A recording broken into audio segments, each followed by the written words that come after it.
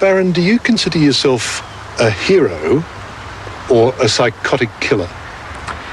I'm a Boer freedom fighter and I'm a soldier for my country, my people and my religion. Good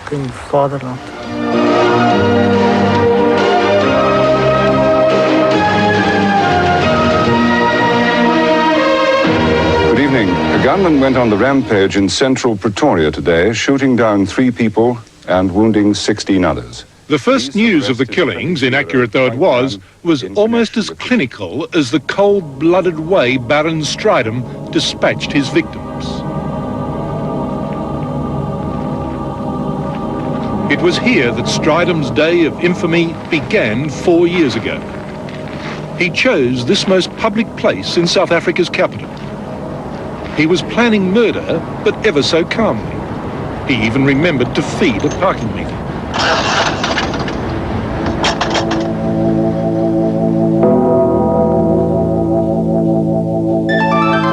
It was just after lunch and office workers were drifting back to their desks. Pistol in hand, Strydom began his carnage in this leafy garden at the side of the square.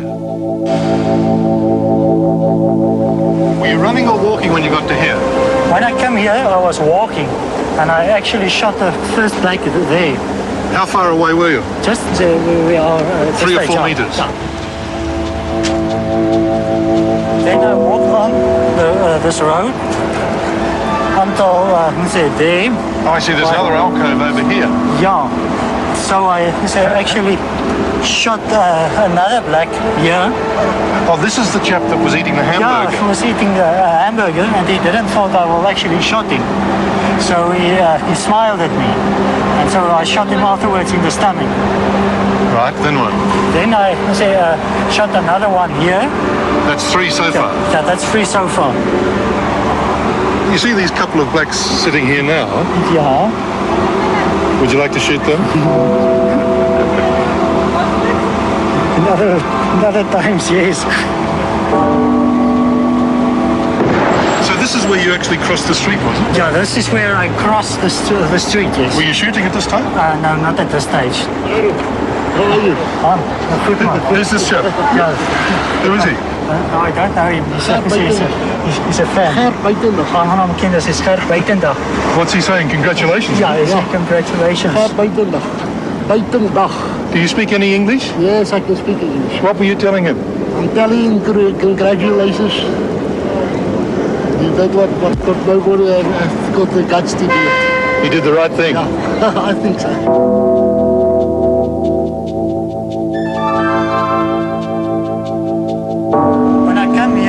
I find a white woman sitting in the car and the 2 children. Yes. So I see a black man here. He was standing here, so I pulled him away and I shot him here. So you pulled him away from the car to shoot in this direction? Yeah, in this direction so that I don't hurt the whites that were sitting in the car. What would you have done if you'd actually shot a white? It would be a disaster thing. By this stage, Strydom had shot 5 victims in the square. He went on to claim another 6 while walking down the street. Men, women, council workers, flower sellers. To him, it mattered not so long as they were black. Were you feeling good? Yes, I was feeling very good, yes. Would you like to do it again? Not in a normal situation, but always yes.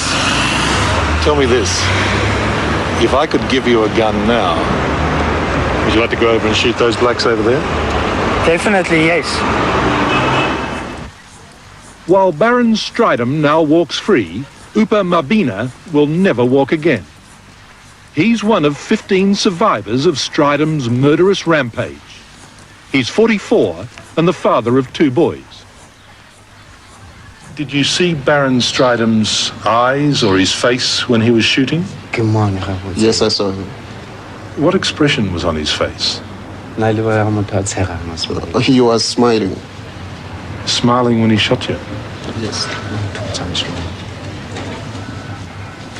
Tell me, when you kill a black man, do his children miss him, their father, as much as a white child would miss its father if it died?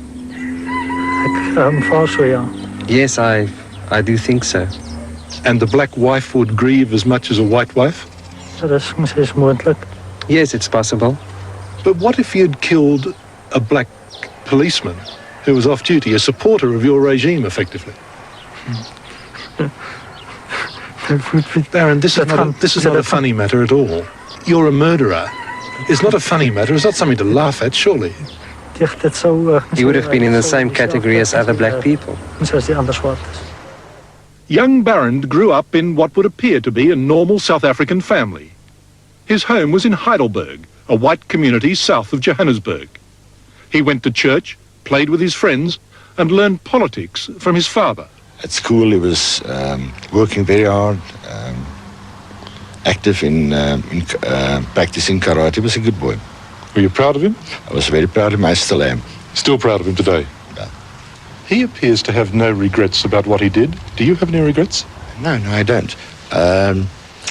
Because I think what he did was the right thing at the right time. At his trial here at Pretoria's Palace of Justice, the judge described Strydom as a danger to the community. He went on to say of his crimes that they were callous and heinous to an extent that he had never before experienced. The judge then made legal history by sentencing Strydom to death 8 times. As the sentence was passed, Strydom smiled. He smiles at the wrong times and the wrong things. Dr. Irma Labuschagne is a criminologist who examined Strydom before his trial. Doctor, this fellow seems quite a nice man when you first meet him. Smiling. Yes? All violent murderers that I know are very nice people. They all seem that way. You will not know in the way they behave towards you how cruel they can be. But he says this was a political act. He's a warrior fighting a war. Would you take the politics of people in asylums for the insane seriously? And that's the way to look at him, is it? That's the way I would see this. Strydom claimed his crimes were political and that he was quite sane. The jury agreed he was sane, but decided he was also a killer. The death penalty was handed down, but 4 years later, Strydom is free in the interests of improved race relations. We let him go because it was part of the whole process of getting negotiations going again with the ANC.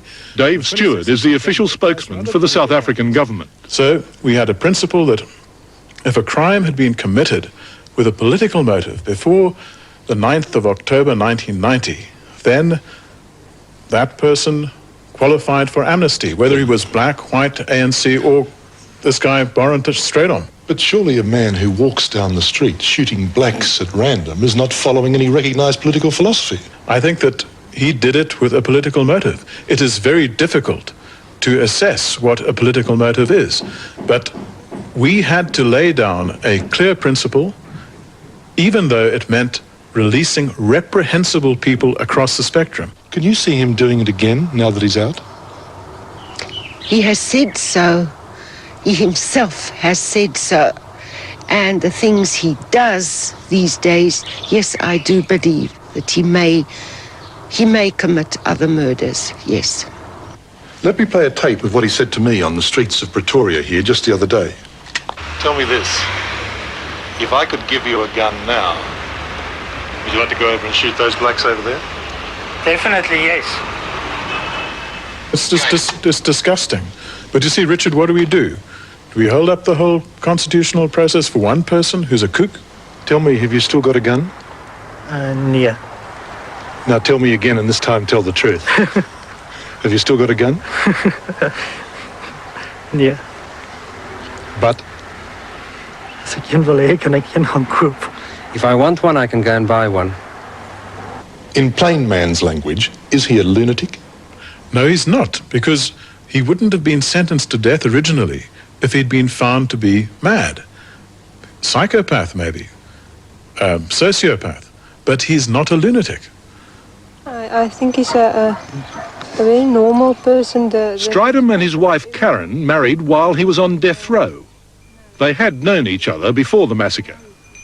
Now they're planning 7 children because, they say, South Africa needs more whites. Is he a loving man? Yes, no, I love him. You love him? Yes.